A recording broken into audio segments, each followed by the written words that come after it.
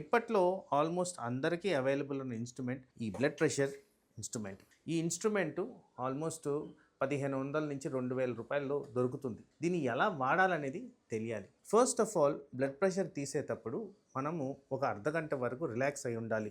ఏ exercise చేసి ఉండకూడదు, ఏ కోపతాపాలు ఉండకూడదు. రెస్ట్ తీసుకొని ఉండడం చాలా ముఖ్యం. కాఫీలు, టీలు, ఈ ఎనర్జీ డ్రింక్స్ ఇలాంటివి కూడా తీసుకోకుండా ఉండాలి. ఇలాంటివి చేసిన తర్వాత రెస్ట్ తీసుకున్న తర్వాత బ్లడ్ ప్రెషర్ చేసే విధానంలో ఈ మెషీను పర్సను అందరూ ఒకే లెవెల్లో ఉండేటట్టు చూసుకోవాలి. ఇక్కడ కొద్దిగా హైట్ డిఫరెన్స్ ఉన్నా కానీ ఆ చైర్ తగ్గించుకొని ఇది ఒక లెవెల్కి ఉండేటట్టు చేసుకోవడం ముఖ్యం. తర్వాత మనం ఇంట్లో తరచుగా చేసేది ఏంటంటే ఈ బ్లడ్ ప్రెషర్ కఫ్ అప్లై చేయడం కూడా చాలా మటుకు తెలియాల్సిన అవసరం ఉంది. ఎలా అప్లై చేయాలని చూస్తే ఇక్కడ ఒక మార్కింగ్ ఉంది, ఆర్టరీ, యారో ఇవన్నీ చూడండి. ఇది ఈ మార్కింగ్ కరెక్ట్గా ఈ చెయ్యికి మధ్య భాగం బట్టలు లేకుండా చేస్తూ మధ్య భాగానికి ఇది అప్లై చేయాలి.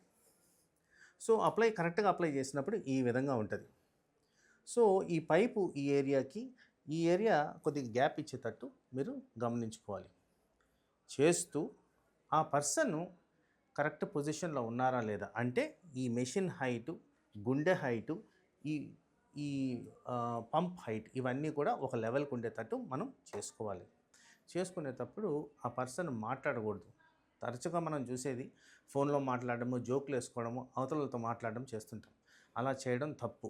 సైలెంట్గా ఉన్న వాతావరణంలో ఈ బటన్ ప్రెస్ చేసి ఏం మాట్లాడకుండా అబ్జర్వ్ చేయాలి. ఇది అబ్జర్వ్ చేసే టైంలో మీరు మాట్లాడకూడదు, కదలకూడదు. చాలా ఇంపార్టెంట్గా అది గమనించుకోవాలి. సో ఒక రికార్డ్ వచ్చిన తర్వాత తరచుగా ఒకవేళ మీకు అది అబ్నార్మల్ అనిపిస్తే రెండో రికార్డు కూడా తీసుకోండి.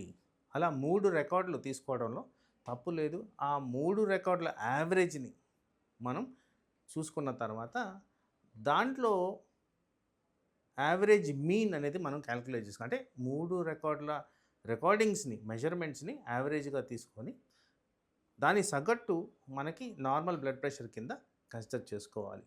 సో ఫర్ ఎగ్జాంపుల్ ఇప్పుడు వీరికి నేను చెక్ చేస్తున్నాను. ఇక్కడ 123/99 అలా రికార్డింగ్ వచ్చింది. సో ఈ రికార్డింగ్ అబ్నార్మల్. ఒక రికార్డింగ్ అబ్నార్మల్ వచ్చినప్పుడు మళ్ళీ రెండో రికార్డింగ్ తీసుకోవడం మంచిది. అలా తీసుకున్నప్పుడు ఈ 3 మెజర్మెంట్స్ సగటు తీసుకున్నప్పుడు మీకు కరెక్ట్ బ్లడ్ ప్రెషర్ ఎంత ఉందనేది తెలుస్తుంది. సో ఆ సగటు బ్లడ్ ప్రెషర్ తెలిసిన తర్వాత అది నార్మలా కాదా అని తెలుసుకోవడం కూడా ముఖ్యం. వాటిల్లో నార్మల్ అంటే <120, <80 ఇది ఎవరికైనా నార్మల్. దీని మినహాయించి ఏదన్నా అబ్నార్మల్ వస్తే అది కూడా 140/90 కన్నా ఎక్కువగా వస్తే కంపల్సరీ డాక్టర్ని సంప్రదించండి. అది నార్మల్ కింద లెక్క కట్టడానికి లేదు.